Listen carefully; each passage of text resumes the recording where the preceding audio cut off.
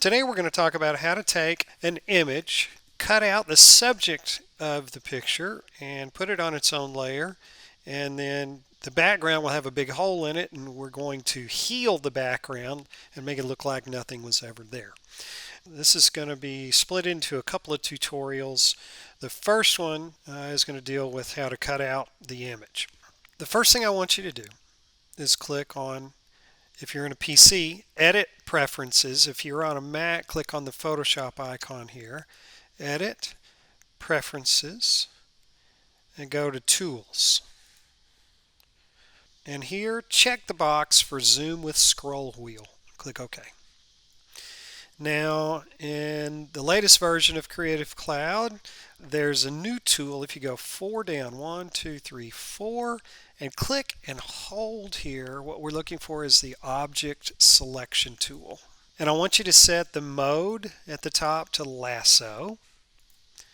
And we're just going to draw a loose selection around the toucan here.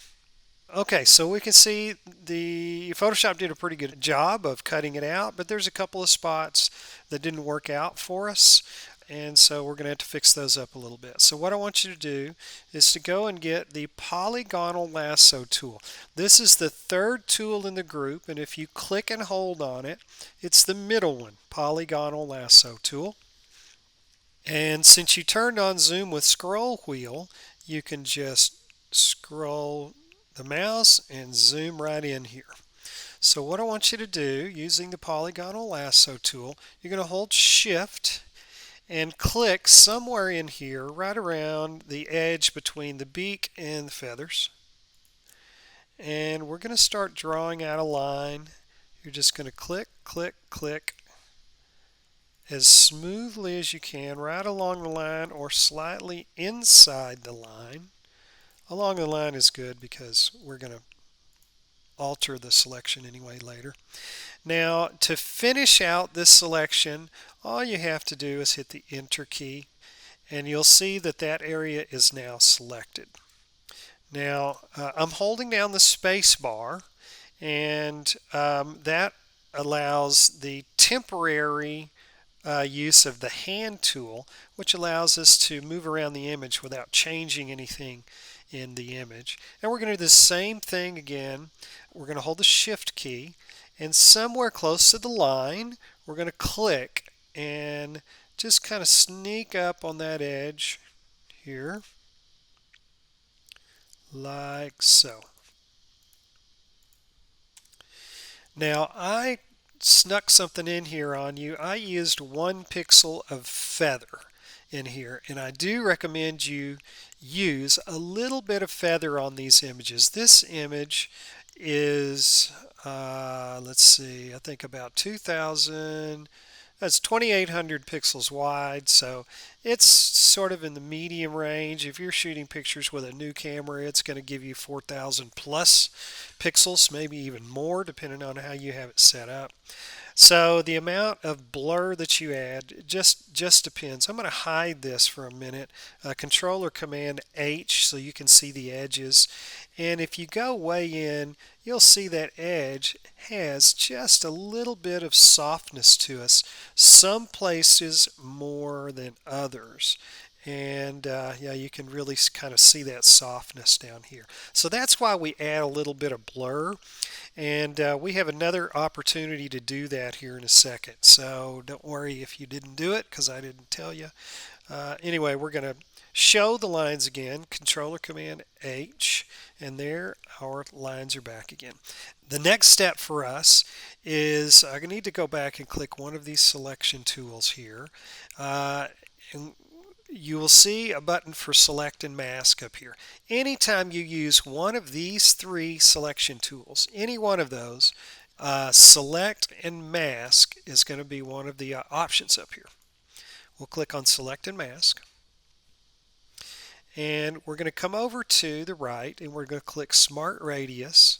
And I'm going to put about 3 pixels of Smart Radius. Smart Radius allows Photoshop to look 3 pixels on either side of the line to make a selection. here for us. The next thing I'm going to do, if you didn't add feather before, you can add a pixel of feather here. I already added one, so I'm not going to put any, but you can do that if you like.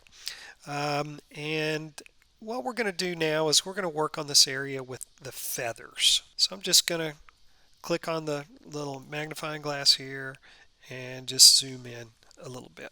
Now, I want to change the view, and the views are over here. All of these views are good to know about, good to use from time to time. Right now, we're going to use the one for overlay. And that's going to allow us to kind of see where the selection is without having to deal with the little marching ants, as they call them, that little dotted line. Now we will go to the Refine Edge brush tool, and we're just going to work our way around this edge a little bit at a time. Okay, and we're just going to kind of park the mouse right over, or park the cursor right over that area, and you can already see how Photoshop is able to select and separate the feathers from the background, or the background. And this will be the same thing you'll need to do for anything in your image with hair. For a human or an animal, all of those will need to get this treatment here. And that's about right. It looks like, yeah, it did a pretty good job. Now, I do need to tell you, your brush may be larger or smaller. I've got my brush set to 25. If you want to make it larger or smaller, if you look at your keyboard, right above the Enter key are the two bracket keys. The left bracket makes your brush smaller. The right bracket makes your brush bigger. Okay. Now that we've got all of these things set up, I think I'm going to go ahead and shift the edge in just a little bit. Maybe it says 10%, but it's not 10%. I don't know how they come up with that percentage. But if we go back now to the marching ants, you can see not much has happened. It has retracted that edge ever so slightly, but that's what we want. We're trying not to pick up any of the background. Okay, and then we're just going to click. Well, I should show you this first.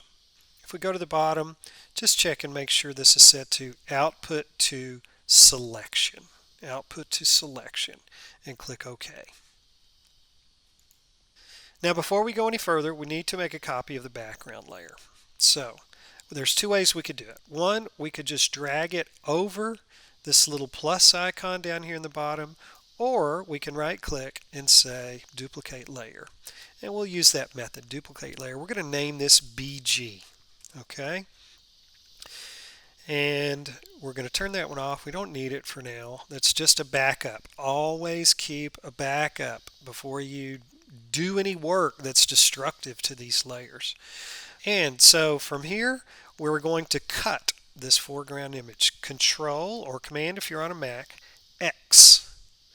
And there we've cut a hole in it. Now we're going to paste.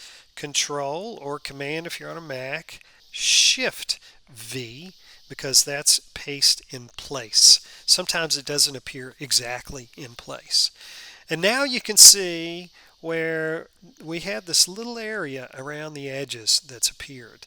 That's not a problem for us. The selection looks pretty good. I want to see something real quick though. To check your selection, and you always need to do this, we are going to create a new layer by clicking the little plus icon down here. And I want you to put it just below your toucan layer. And we're going to make this layer black. So we need to make sure nothing is selected. Deselect is the command. Select deselect, which is Control or Command D. Okay, just need to make sure it's not selected. Now I'm going to make the screen black. And the way you do this, look over on the left towards the bottom. You'll see two colors down here. If your colors are not black and white, click on this little black and white icon right here. That will reset your colors to black and white. And now we're going to fill the entire layer here with black. Holding the Alt or Option key, press Delete, and that'll fill it with black. We can also fill it with white, which is Control or Command Delete. And so if we look at it there, everything's looking pretty good. Let's go back to black though. Alt or Option Delete. Okay. Now notice there's a fringy area that's green in the background. Remember that our background was green, right? Well, it's just kept a little bit of that fringe in there. So we're going to try to fix this very easily. We're going to use this tool right here called the Clone Stamp tool. And what this allows you to do is pick up one part of an image and paste it in another part of the image. Now before we get started, I want you to hold the Control or Command key and hover over the top of your toucan layer right here and click on the picture, the little icon for the toucan. And you'll notice we get our marching ants back again. Now we need to make sure the toucan layer is selected, and you know what, let's go ahead and rename that. We'll call it toucan. You can call it whatever you want. We just double click on the words right there and it'll allow you to rename it. And I'm going to hide the dancing ants by clicking Control H for hide, and increase the size of the brush a little bit. Maybe I'll take it back down a little. I've got a 50 pixel brush. That's pretty good. I'm going to hold the Alt or Option button and click right here where the feathers from the neck meet up with the feathers in the back. I'm just going to click right there, and you can see now I've got something. I'll make that brush a little bigger. We can see it's sort of a black color right there. That should be the feathers. And so we're kind of lining up where the feathers change here. We're just going to start to paint in, and you can see how that is changing up in there. Okay, so I started to pick up some from over here, which tells me I need to pick up a new area over here. And by the way, make sure this little checkbox is unchecked for aligned, and maybe make my brush a little bit smaller. Now I'm down to 50 pixel brush maybe. I'm going to pick again. So I'll take a color from, I don't know, right around in here, and I'll go immediately across from it and start painting in again. Okay, and I'll go a little bit, and oops, I get a little bit more, so I got to pick another area here. So what's happening here, you can't see it. Sometimes it's funny, sometimes you can see the brush and sometimes you can't, but sometimes you can see two brushes in here. On my computer it's real inconsistent. You probably will see the one where you're painting and the one that you're where the area that you're painting from.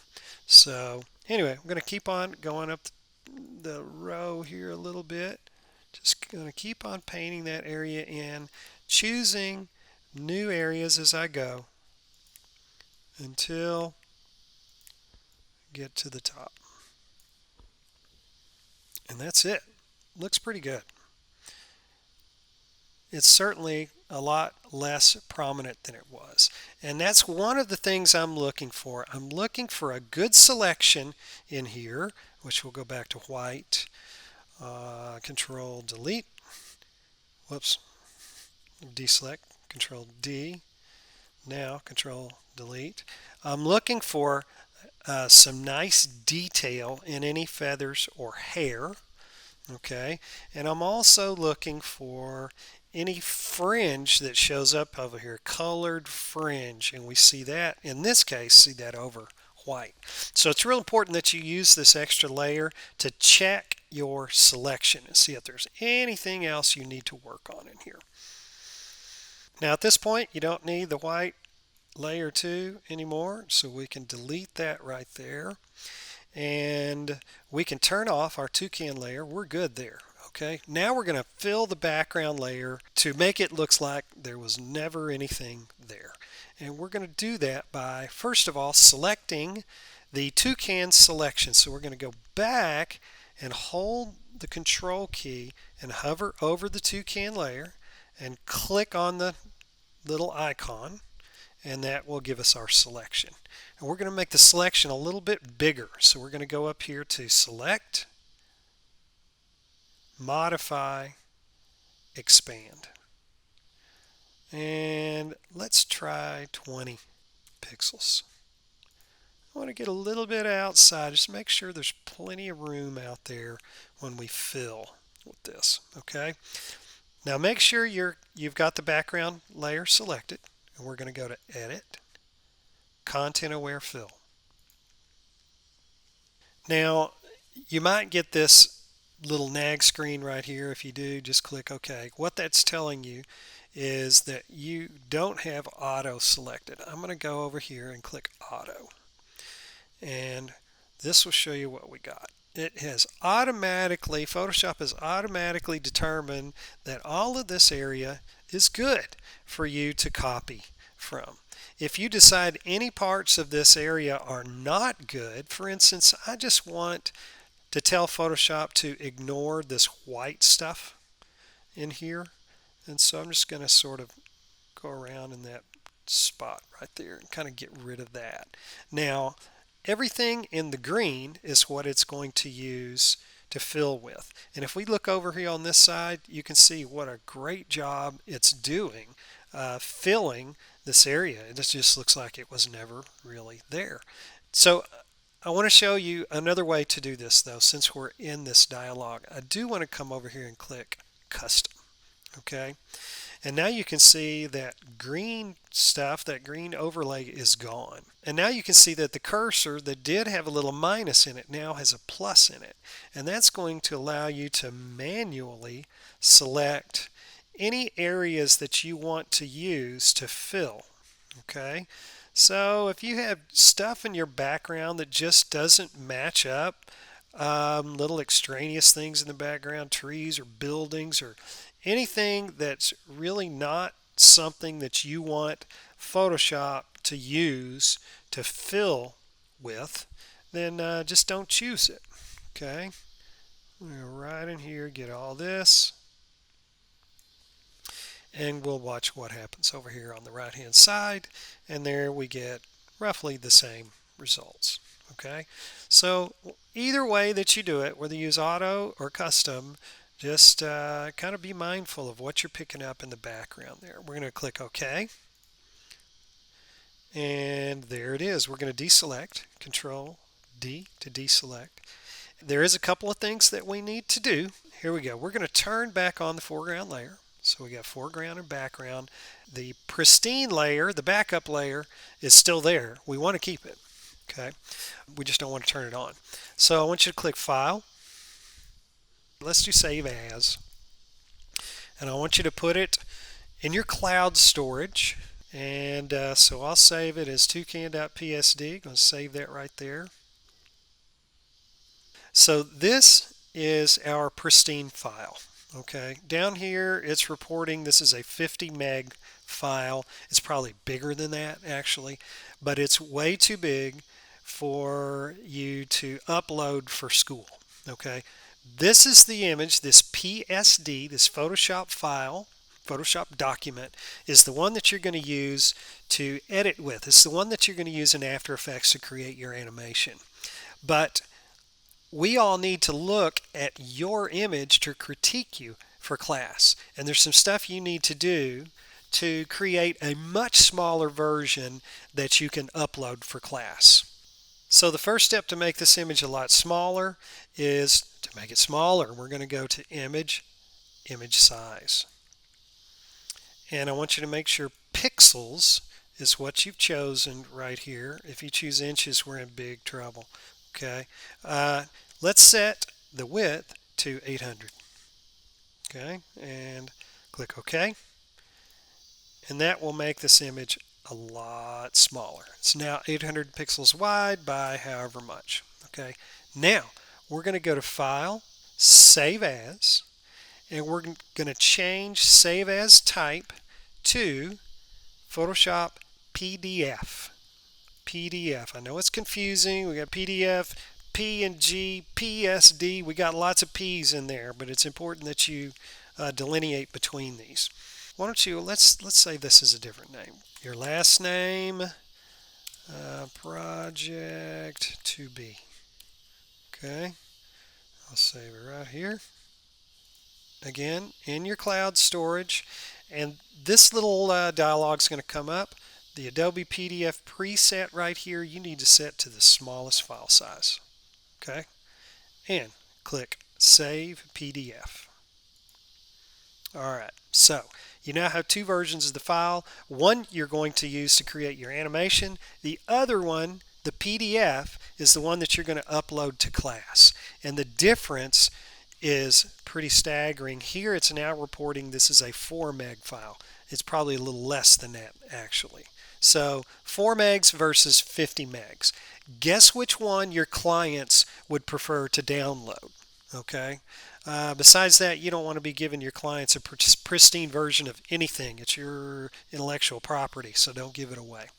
Okay, that's the end of this tutorial. You're going to need to watch the next one because we're going to talk about techniques and tools that you can use for more difficult backgrounds because this one admittedly was quite easy. So go ahead and watch the next tutorial now.